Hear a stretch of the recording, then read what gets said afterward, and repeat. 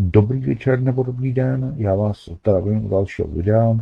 V tomto videu ale nebudu mluvit, budu mlčet, budu úplně mlčet, protože jakmile domluvím, tak se potom přepnete do systému vlastně dokumentů, který jsem připravil, což je taková sbírka dokumentů a pocházející teda z pera a myslí militantních ateistů nebo ateistů z té původní takzvané svaté trojice militantních ateistů.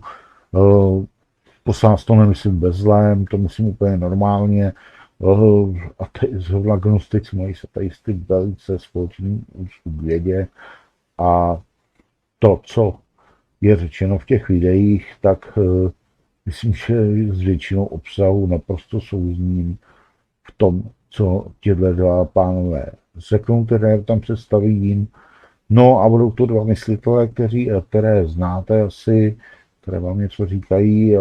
První z nich je Christopher Hitchens, ten samozřejmě bohužel zemřel už v roce 2011 a druhým mluvčím žijícím je Richard Dawkins, profesor zoologie, a je dobrý opravdu pečlivě naslouchat tomu, co tyhle dva pánové nás učí v těch videích, protože si tím opravdu vaše mysl může hodně šířit obzor. Já hlavně chci, abyste si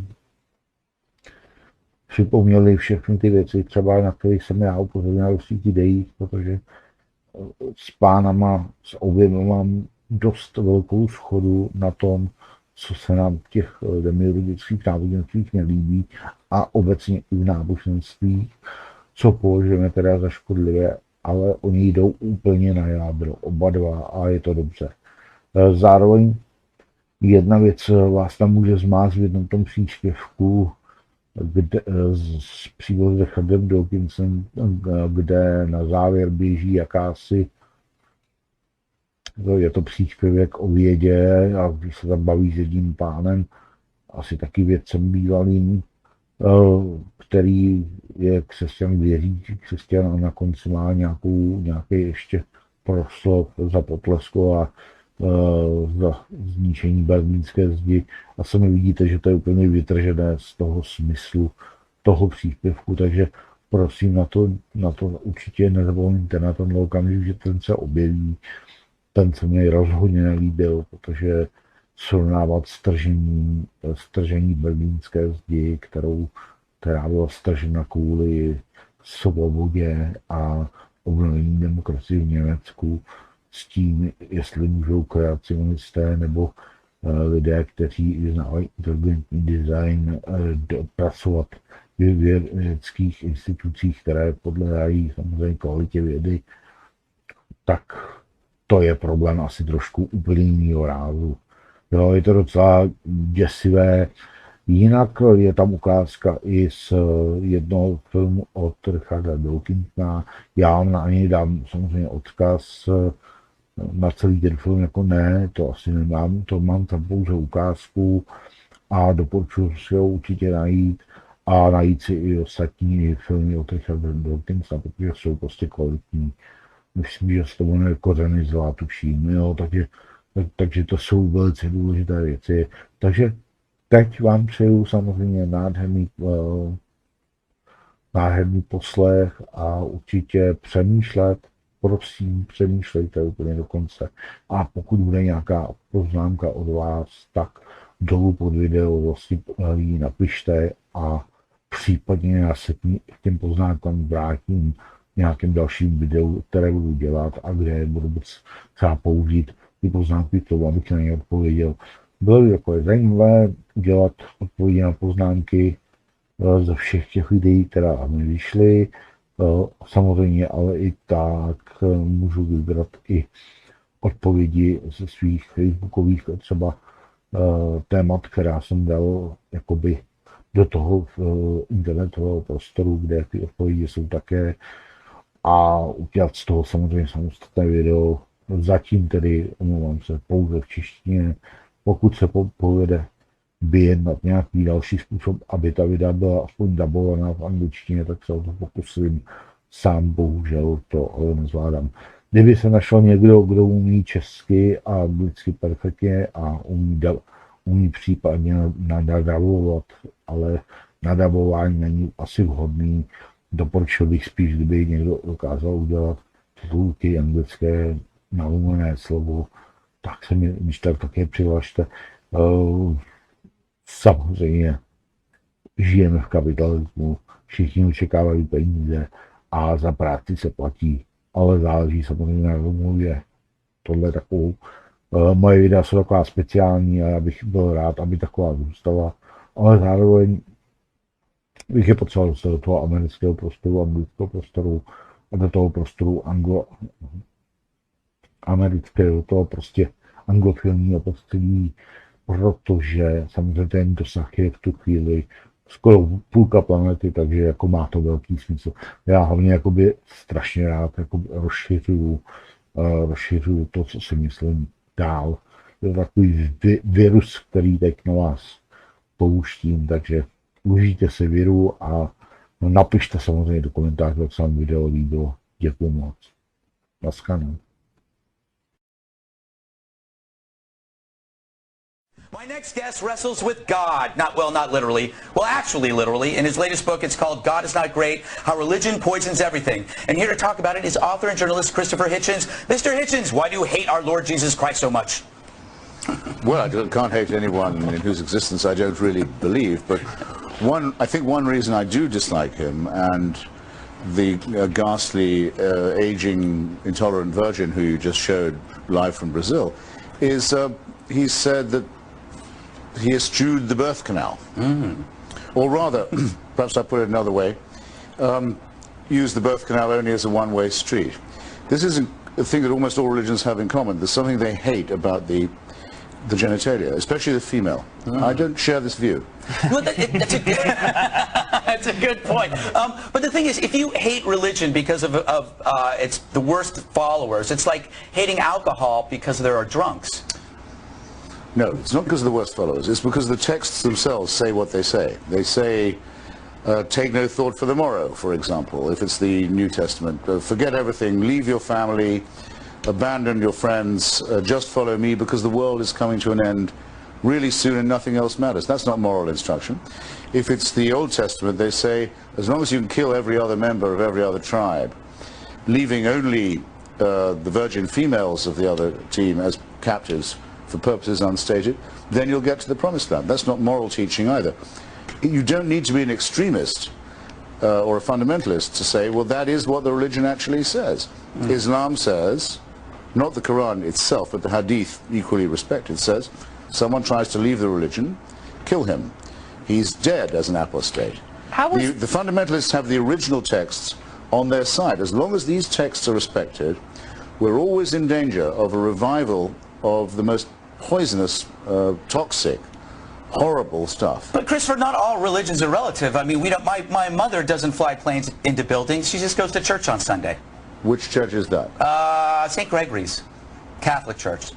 Well, so she thinks that. Right, diplomatic. And I'm sure if you asked her, she would not say that she thinks that the souls of unbaptized children go to limbo. She probably doesn't think that, does she? But she was told that it was true and forced to believe it for centuries when millions of grieving parents thought that damn, I didn't get the kid baptized in time, it died so soon, now it's in limbo forever. The church told them this wicked thing. This Pope you just had on the screen only took that back 2 weekends ago. Said, actually, we don't think that anymore. How can they say it? It was a real place for millions of people.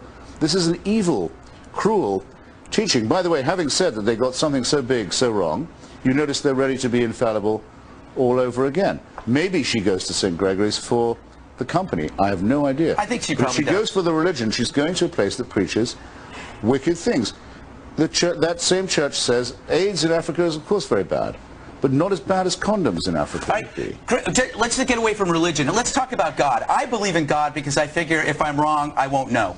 I'm kind of like hedging my bets. Isn't that the way understand most people believe in God, is because they figure if they don't believe it and they're wrong, they're screwed. If they believe it and they're right, they win. That is what's known as Pascal's wager. Now, in my book, which you kindly featured, I restate the wager. I say, look, suppose I check out, and I've been wrong all along, and I'm suddenly in front of some chap who can sort of bar my way to the gates of paradise, where, of course, I want to go, because who wouldn't want to live for an eternity just praising God as if he was Kim Il-sung? Mr. Hitchens. Leave that to one side. Christopher, we got to roll. And he says, what the hell? And I say, look, you didn't give me enough evidence. You got it. Wouldn't he be nicer to me than if I'd been a hypocrite? All right, that's good. That's where we got to end it, Mr. Hitchens. Thank you for being on the show. The fact is, many of the people in church don't draw their comfort from Shakespeare and Dostoevsky. They draw it from Scripture and from their faith. And for those people, they only have one book, the only book that really means anything to them. And books and earthly authors are not enough for most people to draw comfort. And so maybe, can't we just acknowledge the fact that religion plays a profoundly important role in the lives of people? Oh, I'd have no difficulty in acknowledging that at all. I mean, Martin Luther did say, it was one of his proudest statements, I am a man of one book. Loyola says we sacrifice the intellect to God. Again, why am I supposed to respect these appalling sayings? But, I mean, every year on the Feast of Eid, which is roughly the same, the Muslim version, it's exactly the same story, but it's celebrated with even more fanaticism. People kill a sheep in praise of Abraham's willingness to conduct a human sacrifice on his son. They think that's the most wonderful moral story they can think of. Now, here's where I part company. I don't think that someone's willingness to slaughter his son because he's hearing voices in his head is a great example of moral suasion. And maybe there's something I'm missing here. But I have a terrible feeling that those who do think that that surrender, that willingness to commit murder, to commit infanticide under a psychopathic delusion is a sign of virtue. And if that was not the case, I would not have had to write a book showing that religion is a root of evil, which it is, as I've just demonstrated. Thank you.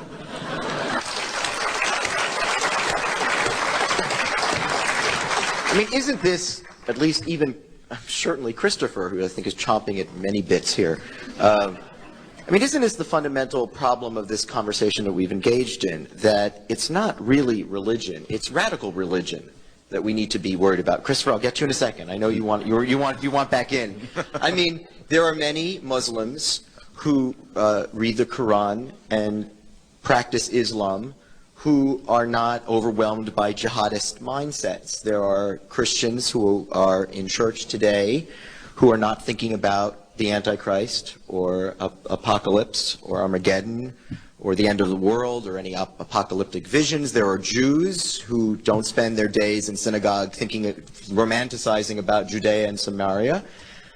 Those people, I suspect, are able to reconcile their religious beliefs with their commitment to secular cultural participation. Christopher? Okay, this will be the first time you've ever heard someone move straight from the life of Brian to Albert Camus. The knight's move goes like this. You remind me of the Sermon on the Mount that Brian gives, where his auditors seem to hear him say, "Blessed are the cheesemakers." And someone in the audience says, no, it's not supposed to be taken literally. It's a reference to really anyone involved in the dairy industry. It's much more general than that. Now, all I know is what these books actually do say. And what they do say is what they actually say, such as the case of Abraham and Isaac. I don't know what other reading you have of that, other than that it's considered praiseworthy, if you hear the relevant voice in your head, to be willing to kill your own child, to please God. There it is in cold print, and that's what people take from it. What about Camus? Well, in La Peste, which is another book people don't exactly read for consolation, The Plague, there's a wonderful ending where it says that finally Iran is free again, and the terror is over, and the plague has gone away.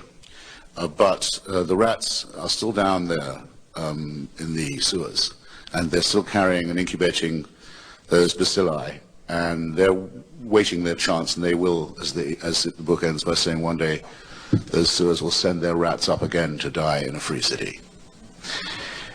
Any fundamentalist or fanatic is always able, and you've just demonstrated it with the Lindsay case, at any time to revive the bacilli and say, look, it says here, this is God's word, you haven't been paying attention. Any Muslim who thinks that his duty is to kill or conquer all non-Muslims has absolute Quranic authority to do so, can always find it.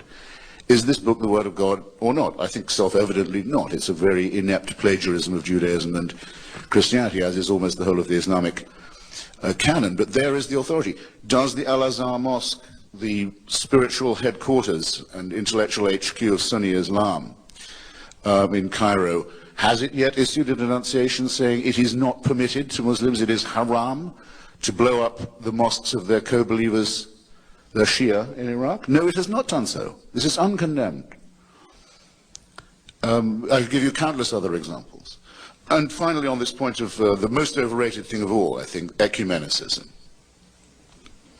Some of you may remember when my friend Salman Rushdie was issued a death sentence and a life sentence in the same moment by the unelected, theocratic dictator of a foreign state who suborned murder in his own name for money for the crime of writing a novel. Probably you remember it. There were those who said the problem was the ability of a foreign theocrat to suborn money for murder in his own name. And there were those who said, no, the problem is Salman Rushdie has written a profane novel. Listed in the second column were His Holiness the Pope, the Cardinal Archbishop of New York City, the Archbishop of Canterbury, the Chief Rabbi of Israel. All said the problem here is blasphemy, not incitement to murder. When the chips are down, I apologize for the vulgarism, when push comes, as it does, to shove, that is the form ecumenicism takes. The same with the attempt to make it a capital crime to draw a cartoon in Denmark. What does the Vatican condemn? After the embassies of a small democracy have been burned, its diplomatic immunity violated, its citizens attacked, a deliberate attempt made to destroy its economy by boycott and sabotage. What does the Vatican condemn? The cartoons. This is the religious mentality, and I'm sorry to have to keep saying it, it needs to be opposed. We need to have inoculation against plague, not the spread of a more gentle version of it. Thank you. Our next speaker is Christopher Hitchens. He's arguing against the motion. Christopher Hitchens is British by origin, but he has spent most of his working life in the United States. He is a writer, journalist, and commentator, particularly well known for his trenchant and views and very original thinking. He works on Vanity Fair magazine, where he memorably wrote a less than complimentary profile, I would have to say, Christopher, of the late Mother Teresa. So, Christopher Hitchens, let us hear what you have to say. Your time starts now. Please make your way to the podium.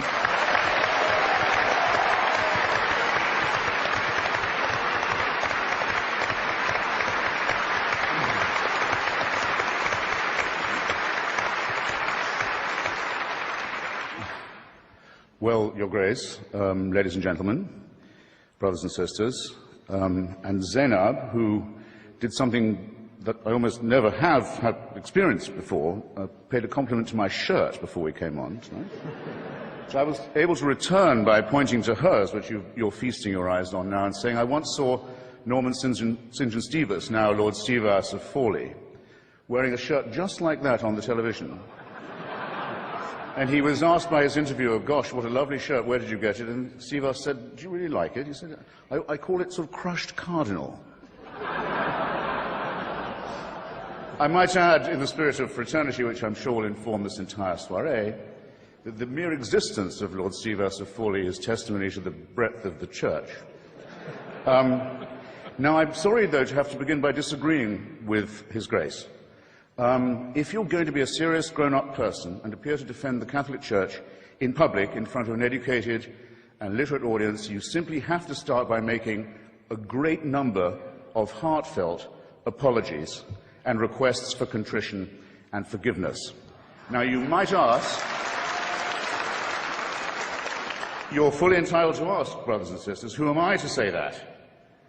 Well, in the Jubilee Millennium year of 2000, The Vatican spokesman, Bishop Piero Marini, said, explaining a whole sermon of apology given by His Holiness the Pope, that was supposed to cover the entire history of the Church in its Jubilee year, that, I'll quote Bishop Marini directly, said, given the number of sins we've committed in the course of 20 centuries, reference to them must necessarily be rather summary. Well, I think Bishop Marini had that just about right. I'll have to be summary too, but I think he said just about the least of it. His Holiness on that occasion, it was March the 12th, 2000, if you wish to look it up, begged forgiveness for, among some other things, the Crusades, the Inquisition, the persecution of the Jewish people, injustice towards women, that's half the human race right there, and the forced conversion of indigenous peoples, especially in South America. And that followed a whole series of preceding apologies, or apologies, I would say, of a kind, made by the late Pope John Paul, who, it troubles me not at all to say, was a very impressive and serious human being. It followed no less than 94, count them, public recognitions on his part of appalling crime and error and cruelty and stupidity and offences to the free intelligence, ranging from, I shall be summary, like Bishop Marini, the African slave trade, apologised for in 1995, the admission that Galileo was right about the relationship between the sun and the earth and other orbs, which came in 1992, one might add. No, I won't say, it's too easy to say better late than never. Here, I said it. To violence and torture, legalized torture. Torture was legalized and institutionalized by the Roman pontiff during the Counter-Reformation. That came in 1995. And for silence during Hitler's final solution, or Shoah, as well as, in 1999, coming in just under the Millennium Jubilee wire, an apology for the burning alive in the main square of Prague of the great Czech Protestant Jan Hus. Since that big fiesta of forgiveness that began in, or culminated, I might say, in 2000, fiesta of forgiveness, fiesta of asking for it, the papacy is also asked to be forgiven for the sack of Constantinople and the massacre of Byzantine Christianity in April 1204, as part of the Fourth Crusade, the anathema on all Eastern Orthodox Christians as unbelievers, heretics, and people dwelling outside the health of the Church was lifted only in 1964. I call your attention to that. He also expressed sorrow about the murder and forced conversion of Serbian Orthodox Christians in the Balkans during the Second World War. And it doesn't end there. There are smaller but significant, equally significant, avowals of a very bad conscience. These have included regret for the rape and the torture of orphans and other children in church-run schools in almost every country on earth, from Ireland to Australia. And I'm pleased to see that due reconsideration is now being given, and may in fact have been given, to the hellish, I choose the word carefully, doctrine of limbo, St. Augustine's cruel and stupid disposal problem, solution to a non-existent problem, that is to say, the destination of the souls of unbaptized children. Up until now, Catholic parents have been taught that's where their unbaptized children went, a form of torture that's sometimes worse than the physical. Now it seems that this piece of Augustinian sadism is undergoing reconsideration as well. But remember, this is from a church that, on the whole, cannot err. We still await a more direct admission. For example, I give some suggestions of my own while we're at it. I would like them to take back the Concordat made with Adolf Hitler, the first treaty he ever signed, giving the Church a monopoly over education in Germany in exchange for the dissolution of the Catholic Centre Party, to give the Nazi Party a clear run. I'd have apologized for the Lateran Pact with Mussolini, myself, also the first treaty ever signed by that fascist dictator. I would also think I'd want to reconsider the fact that Father Tiso, head of the Nazi puppet state in Slovakia, was a priest in holy orders, that the Croatian fascist puppet state, the Ustaša state of Ante Pavelic, was also operating under full clerical protection and disguise, as was the regime of General Franco and the dictator Antonio Salazar. And I'd also want, I really think I would beg forgiveness for this, I don't think the German church should have asked Hitler's birthday to be celebrated from the pulpit every year until he died. These are very serious matters, and they're not to be laughed off by references to the occasional work of Catholic charities. But I draw your attention not just to the apologies, ladies and gentlemen, but to the evasive and euphemistic form that they take.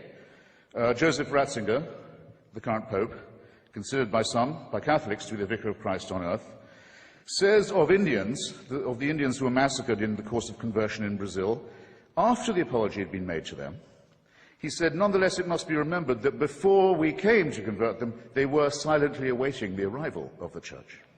I don't think that's a very genuine kind of apology to you. In his comment, one of the few he's made, on the institutionalization of rape and torture and maltreatment of children in Catholic institutions, he said, it's a very severe crisis which involves us, he said, in the following: in the need for applying to these victims the most loving pastoral care.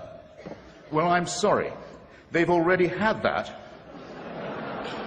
And to say that this is the responsibility laid upon you by the horrific admission that you've already had to make is not accepting responsibility in any adult sense. When I say child abuse was institutional, how dare I say so? How can I prove it? How can I prove such a thing? Well, I'll ask His Grace, and I'll ask Anne Widdecombe. Where is Cardinal Bernard Law now? Where is he? Where is the Cardinal Archbishop of Boston, whose resignation was indignantly demanded, finally, by 50 members of the Church and by the whole laity of Massachusetts, who also demanded his prosecution for the promotion and protection and covering up and apology for and defense of people whose crimes against children are too revolting to specify. And he's not in the jurisdiction of Massachusetts now, as perhaps you know. He's the Supreme Vicar of the Church of Santa Maria Maggiore in Rome, personally appointed by the Pope to that as well as many other important sinecures. And in 2005, this man, a fugitive from justice and from complicity in the filthiest crime that it's possible for a human being to imagine, was one of those voting in conclave to decide who the next Vicar of Christ on earth will be. I don't know. I think I'd like to hear a bit more shame about this. I think I'd like to see a bit more confrontation with the reality of the business. Now, this is a serious question, as I've said. Anne Widdecombe very often, rightly, in my opinion, attacks the climate of moral relativism and of anything goes that can very well be the handmaiden of postmodernist, hedonistic culture. I very often am glad that she points these things out. But the rape and torture of children is not something to be relativized. It's not something to be excused as a few bad priests. It's certainly not to be excused by the hideously false claim made by some Catholic conservatives that this wouldn't have happened if queers hadn't been allowed into the church. I'm sorry to say that queerdom in the church is an old story too. And it's worse, it's much worse than pornography, and it's much worse than bad language on TV. And it's the crime that cries out for punishment. It's the thing that if we were accused of on this side of the House, we would die rather than admit. And if we were guilty of it, would kill ourselves. And it's the one thing the Church has decided to excuse itself for under this papacy. You have written that God is a psychotic delinquent invented by mad, deluded people. No, I didn't say quite that. I said something rather better than that. Oh, well, please tell us what you said. Please tell us what you said. Well, I would have to read it from the book. No, please. The God of the Old Testament is arguably the most unpleasant character in all fiction. Jealous and proud of it, a petty, unjust, unforgiving control freak, a vindictive, bloodthirsty ethnic cleanser, a misogynistic, homophobic, racist, infanticidal, genocidal, filicidal, pestilential, megalomaniacal, sadomasochistic, capriciously malevolent bully. So that's what you think of God? Yeah. How about if people believed in a God of infinite lovingness and kindness and forgiveness and generosity, sort of like the modern day God? Why spoil it for them? Why not just let them have their fun and enjoy it? I mean, I don't want to spoil anything for anybody. I write a book, people can read it if they want to. I believe that it is a liberating thing to free yourself from primitive superstition. So religion is a primitive superstition? Oh, I think it is, yes. So you believe it's liberating to tell people that there is no God? I think a lot of people, when they give up God, feel a great sense of release and freedom. Why do you think that? I mean, what's your dad? What's your scientist? What's your data? I think, well, I've had a lot of letters saying that, and There are 8 billion people in the world, Dr. Dawkins. How many letters have you had? No, I haven't done that. That's quite true. Professor Dawkins seemed so convinced that God doesn't exist that I wondered if he would be willing to put a number on it. Well, it's hard to put a figure on it, but I mean, I put it as something like, 99% against or something. Well, how do you know it's 99% against, don't. say, and not 97%? No, I did. You asked me to put a figure on it, and I'm not comfortable putting a figure on it. I just think it's very unlikely. What? But you couldn't put a number on it? No, of course not. No. So it could be 49%. Well, it would be. I mean, I think it's unlikely, but it's quite far from 50%. How do you know? I don't know. I mean, I put an argument in the book. Well, then who did create the heavens and the earth? Why do you use the word who? You see, you immediately beg the question by using the word who. Well, then how did it get created? Well, by a very slow process. Well, how did it start? Nobody knows how it started. We know the kind of event that it must have been. We know the sort of event that must have happened for the origin of life. What was that? It was the origin of the first self-replicating molecule. Right, how did that happen? I told you we don't know. So you have no idea how it started? No, nor has anybody. Nor has anyone else. What do you think is the possibility that intelligent design might turn out to be the answer to some issues in genetics or in evolution? It could come about in the following way. It could be that at some earlier time, somewhere in the universe, a civilization evolved by probably some kind of Darwinian means to a very, very high level of technology and designed a form of life that they seeded onto perhaps this planet. Now, that is a possibility and an intriguing possibility. And I suppose it's possible that you might find evidence for that if you look at the details of biochemistry, molecular biology. You might find a signature of some sort of designer. Wait a second. Richard Dawkins thought intelligent design might be a legitimate pursuit? And that designer could well be a higher intelligence from elsewhere in the universe. Well, but that higher intelligence would itself have had to have come about by some explicable or ultimately explicable process. It couldn't have just jumped into existence spontaneously. That's the point. So Professor Dawkins was not against intelligent design, just certain types of designers, such as God. So the Hebrew God, the God of the Old Testament, he doesn't exist in your view? Certainly. I mean, that would be a very unpleasant prospect. And the Holy Trinity of the New Testament, nothing like that. Do you believe in any of the Hindu gods? Like Vishnu? How can you ask such a question? You don't, how, right? How could I? I mean, why would I, given that I don't believe in any others? You don't believe in the Muslim God? No. I mean, why do you even need to ask? Well, I just wanted to be sure. So you don't believe in any God anywhere? Any God anywhere would be completely incompatible with anything that I've said I assume. Yeah. I just wanted to make sure. You don't believe in any God anywhere? No. What if after you died you ran into God and he said, "What have you been doing, Richard? I mean, what have you been doing? I've been trying to be nice to you. Yeah. I gave you a multi-million-dollar paycheck over and over again with your book, and look what you did." Bertrand Russell had that point put to him, and he said something like, "Sir, why did you take such pains to hide yourself?" But if the intelligent design people are right, God isn't hidden. We may even be able to encounter God through science, if we have the freedom to go there. What could be more intriguing than that?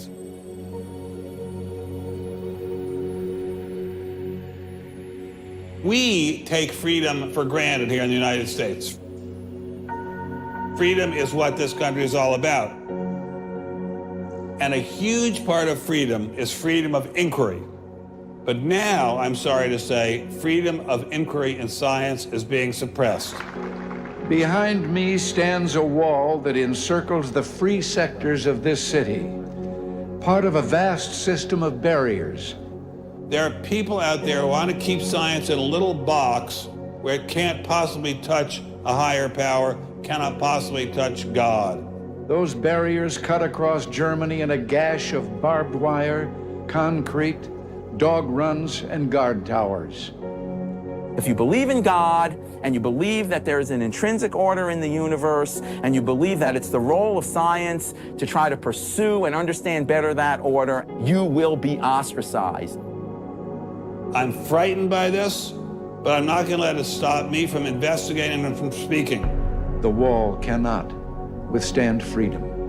What I'm asking for is the freedom to follow the evidence wherever it leads. My hope is that there'll be enough independent thinking scientists who don't like to be told what to think. People on both sides of the argument being prepared to talk and listen. And above all, a willingness to keep these dialogues open. It might allow a lot of very good scientists to be scientists who aren't being allowed to be scientists right now. I don't care what they end up as being. I don't care if they end up being religious, a young earth creationist. If they have thought their way through the issues and get there, I'm all for them. And why do I think we're going to win in this struggle? Because truth crushed to earth will rise again. To find out what's true has a value all of its own. If it has additional good consequences, so be it. Because no lie can live forever. And I believe that science gives us one perspective on the world, and our religious insight gives us another perspective on the world. And by putting the two together, they will see more deeply and more truly. And if we will stand up for freedom, freedom is the victor. And if we all do that, we will overcome.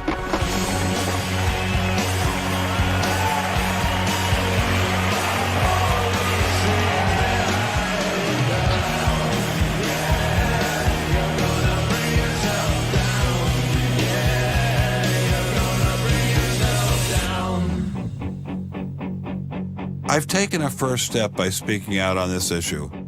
But if the wall is to come down, we all have to do our part. Some of you will pay a heavy price for speaking out. You may even lose your job. I guarantee you'll get hate email. But if you don't get involved, will anyone be left to carry on this struggle? Anyone? Anyone?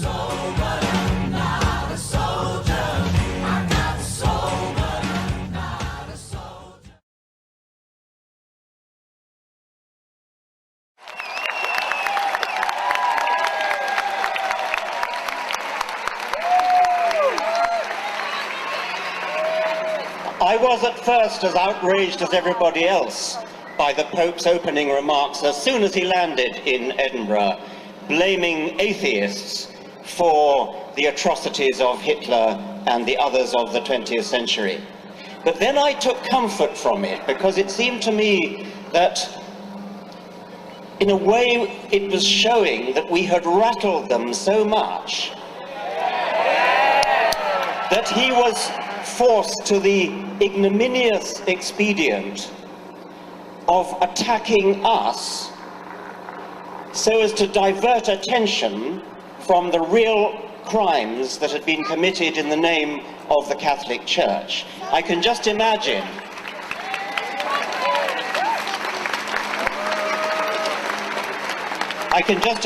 the discussions in the corridors of Vatican power. How are we going to distract them from buggering boys? And the answer came, why don't we attack secularists? Why don't we attack atheists? Why don't we blame them for Hitlerism? Hitler, Adolf Hitler, was a Roman Catholic. He was baptized, he never renounced his baptism. The figure of 5 million British Catholics is presumably obtained from baptismal figures. I don't believe a word of it. I don't believe there are 5 or 6 million British Catholics. There may be 5 or 6 million who have been baptized, but if the Church wants to claim them as Catholics, then they have to claim Hitler as a Catholic.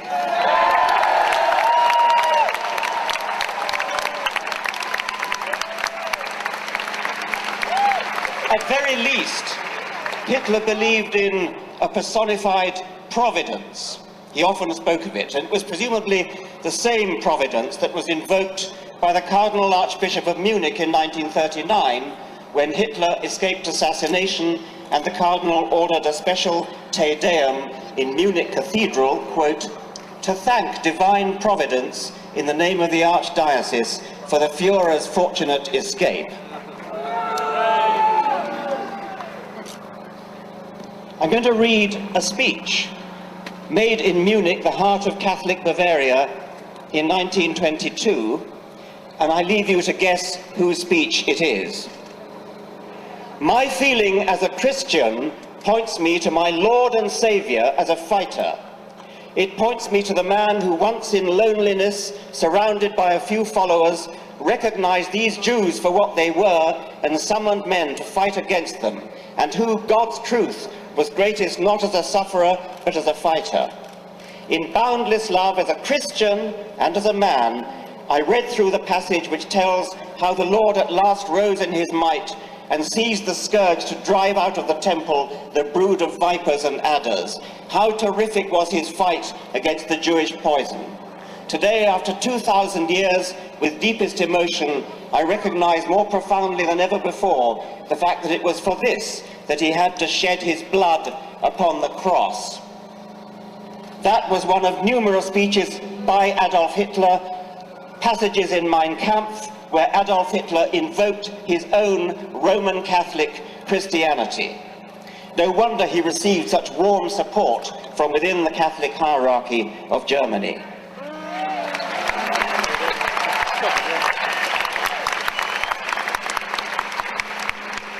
Even if Hitler had been an atheist, as Stalin more surely was, how dare Ratzinger suggest that atheism has any connection whatsoever with their horrific deeds?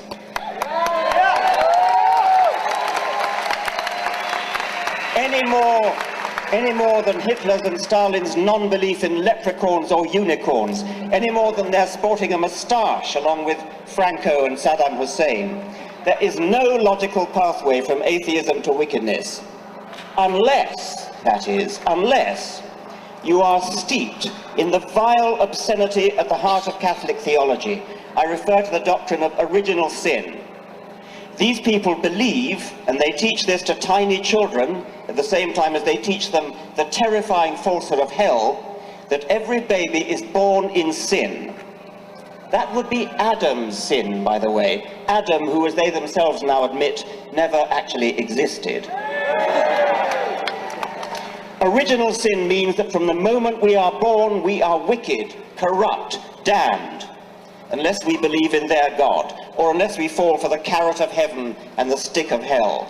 That, ladies and gentlemen, is the disgusting theory that leads them to presume that it was godlessness that made Hitler and Stalin the monsters that they were. We are all monsters unless redeemed by Jesus. What a revolting, depraved, inhuman theory to base your life on. That's the theory of biblical.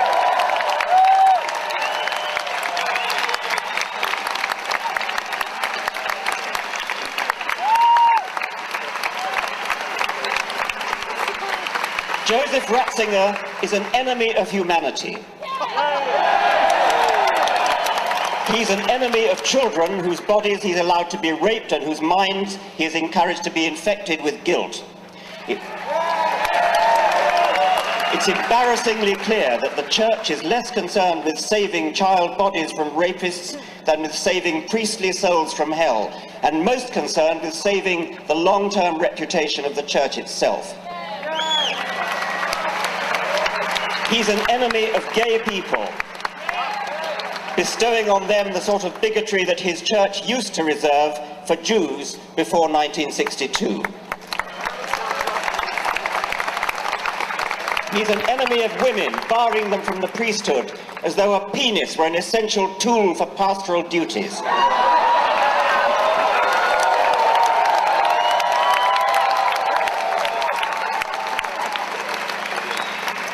He's an enemy of truth, promoting barefaced lies about condoms not protecting against AIDS, especially in Africa.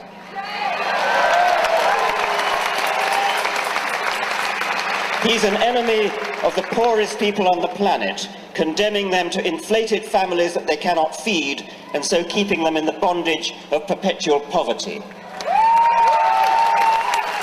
A poverty which sits ill beside the obscene wealth of the Vatican. He's an enemy of science, obstructing vital stem cell research on grounds not of true morality, but of pre-scientific superstition.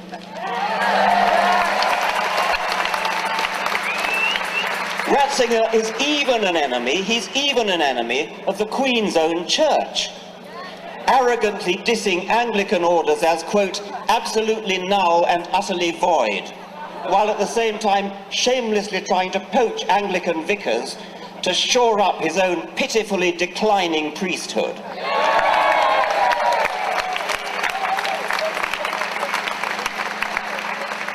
Finally, perhaps of most personal concern to me, Ratzinger is an enemy of education.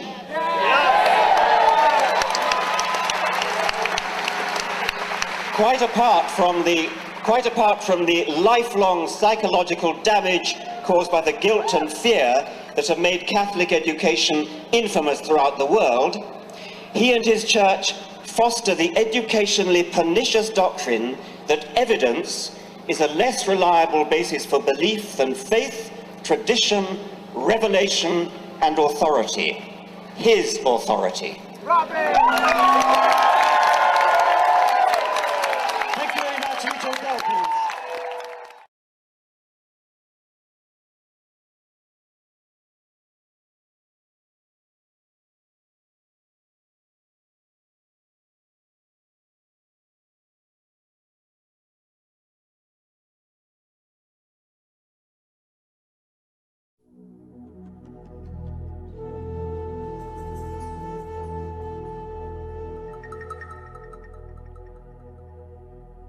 There are would-be murderers all around the world who want to kill you and me and themselves because they're motivated by what they think is the highest ideal. Of course, politics are important. Iraq, Palestine, even social deprivation in Bradford. But as we wake up to this huge challenge to our civilized values, don't let's forget the elephant in the room, an elephant called religion. The suicide bomber is convinced that in killing for his God, he will be fast-tracked to a special martyr's heaven. This isn't just a problem of Islam. In this program, I want to examine that dangerous thing that's common to Judaism and Christianity as well. The process of non-thinking called faith. I'm a scientist, and I believe there is a profound contradiction between science and religious belief. There is no well-demonstrated reason to believe in God. And I think the idea of a divine creator belittles the elegant reality of the universe. The 21st century should be an age of reason, yet irrational, militant faith is back on the march. Religious extremism is implicated in the world's most bitter and unending conflicts. We want the non-Muslims off the lands of Muhammad. We want the kuffar out of it. America, too, has its own fundamentalists. The issue for the next generation is going to be the Islamification of Europe. And in Britain, even as we live in the shadow of holy terror, our government wants to restrict our freedom to criticize religion. Science, we are told, should not tread on the toes of theology. But why should scientists tiptoe respectfully away? The time has come for people of reason to say enough is enough. Religious faith discourages independent thought, it's divisive, and it's dangerous.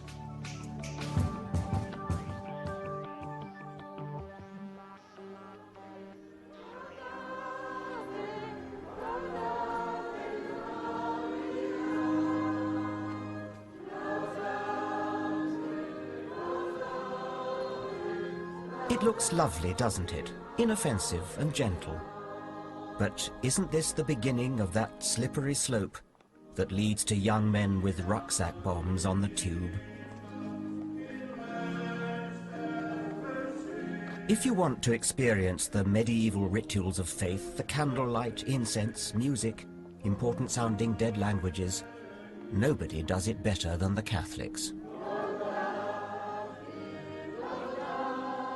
At Lourdes, in southern France, the assault on the senses appeals to us not to think, not to doubt, not to probe.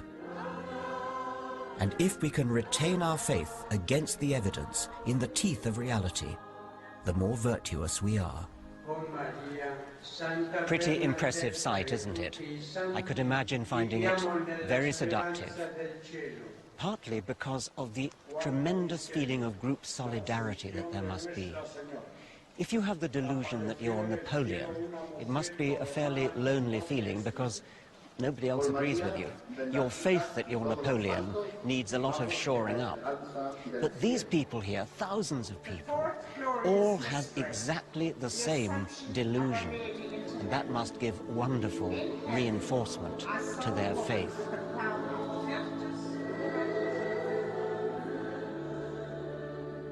I used to think reason had won the war against superstition, but it's quite shaking to witness the faithful droves trooping through Lourdes. This is a benign herd, but it supports a backward belief system that I believe reason must challenge.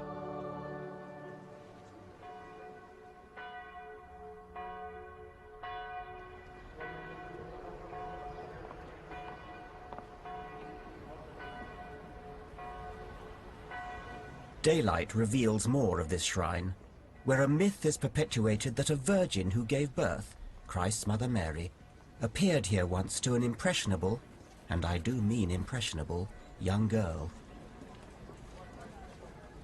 The faithful make the pilgrimage here because they believe that terrible afflictions can be cured by dragging their poor bodies up to a pool of water where the Virgin Mary made her miraculous appearance. In reality, they're probably more likely to catch something from the thousands of other pilgrims who've wallowed in the same water.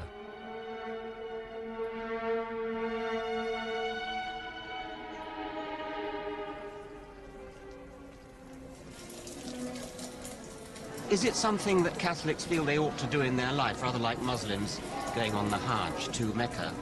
Well, yes, but you don't have to be a Catholic to do it, you see. No. I mean, any religion can, because I know Yes. quite a few people that are not Catholics at all, and they have been. Yeah. Yes. And what are you hoping to get out of it? Well, I've got a lot out of it. I've got faith, I've got trust, Yes. and a belief that there is a person up there Right. stronger than any medical person. Right, what about a cure then? It may seem tough to question these poor, desperate people's faith. But isn't bracing truth better than false hope? What is the evidence for any miracles? There are actually 66 declared miracles. There are about 2,000 unexplained cures here. But then we would say there are millions of people who have been healed in different ways. Healed in some sort of mental way? Healed in spiritual way, or people who have come to terms with their own particular situation. People who have rediscovered God in their lives again. People who have received a new grace here in Lourdes. So you tend to get about 80,000 per year who There are come about 80,000 sick pilgrims who come Yes. here every year. That's been going on for more than a century now, for a Yes. century and a half. Yes. So 80,000 per year, and of those, 66 have been cured. Correct. I'm just, you see the way I'm thinking. Yeah. So the hard fact is that over the years, with their millions of pilgrims, there have been 66 supposed miracles. Statistically, it adds up to no evidence at all. I can't help remarking that nobody has ever had a miraculous regrowing of a severed leg. The cures are always things that might have got better anyway. People lean on their faith as a crutch, but I fear the comfort it provides is a shallow pretense. And I want to look at how the suspension of disbelief inherent in faith can lead to far more dangerous ideas beyond. People like to say that faith and science can live together side by side, but I don't think they can. They're deeply opposed. Science is a discipline of investigation and constructive doubt, questing with logic, evidence, and reason to draw conclusions. Faith, by stark contrast, demands a positive suspension of critical faculties. Science proceeds by setting up hypotheses, ideas, or models, and then attempts to disprove them. So a scientist is constantly asking questions, being skeptical. Religion is about turning untested belief into unshakable truth through the power of institutions and the passage of time.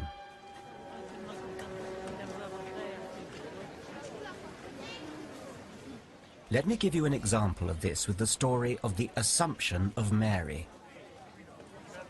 Catholics believe that Jesus' mother Mary was so important she didn't physically die. Instead, her body shot off into heaven when her life came to a natural end. Of course, there's no evidence for this. Even the Bible says nothing about how Mary died. The belief that her body was lifted into heaven emerged about 6 centuries after Jesus' time, made up like any tale and spread by word of mouth. But it became established tradition. It was handed down over centuries. And the odd thing about tradition is that the longer it's been going, the more people seem to take it seriously. It's as though sheer passage of time makes something that was to begin with just made up, turns it into what people believe as a fact. By 1950, the tradition was so strongly established that it became official truth. It became authority. The Vatican decreed that Roman Catholics must now believe in the doctrine of the Assumption of the Virgin. Now, if you had asked Pope Pius XII how he knew it was truth, he would have said you had to take his word for it because it had been revealed to him by God. He shut himself away and thought about it. He just thought private thoughts inside his own head and convinced himself, no doubt on tortuous theological grounds, that it just had to be so. None of this is particularly harmful when it is limited to the Virgin Mary going to heaven. But what about the Pope's personal convictions when it comes to, say, discouraging the use of condoms in AIDS-ridden Africa? Then the power of the Church through tradition, authority, and revelation comes with an appalling human cost. It would be unfair to pick on the Catholics. All religions are up to the same tricks. It could be Muslim imams issuing fatwas. It's the same principle. It's issued by the authority, it then passes down through the ranks to parents, to children, and all without a shred of evidence.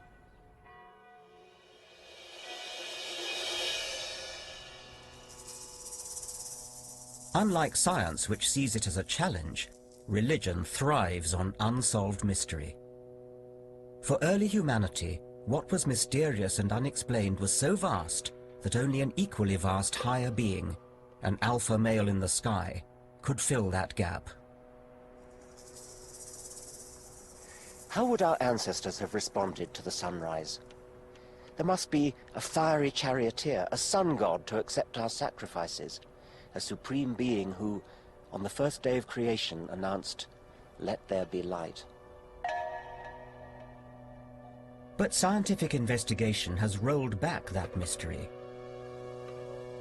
Today we know the sun is a giant nuclear reactor, one of billions of stars pumping out electromagnetic radiation, heat and light. How do scientists know the things that they know about the world and the universe? How do we know, for instance, that the Earth is 4.5 billion years old, and that it orbits the sun that nourishes it?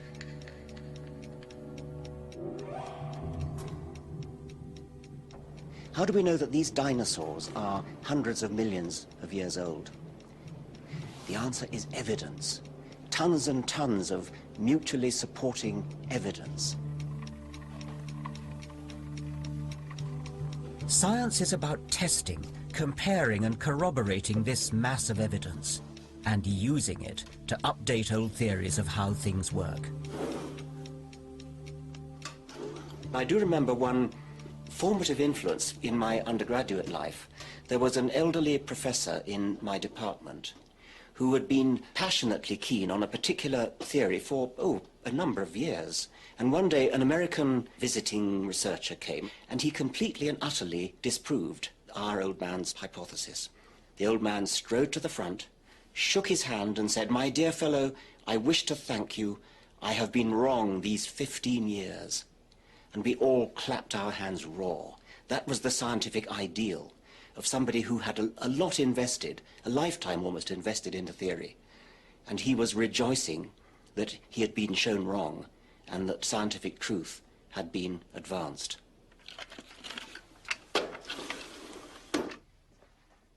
So what does the overwhelming evidence of all these fossils tell skeptical science? How did we and every creature get here in all our improbable diversity? In past centuries, humanity had no choice but to resort to a supernatural hypothesis. Among the many creation myths around the world, the book of Genesis imagined a designer God who fashioned the world and life in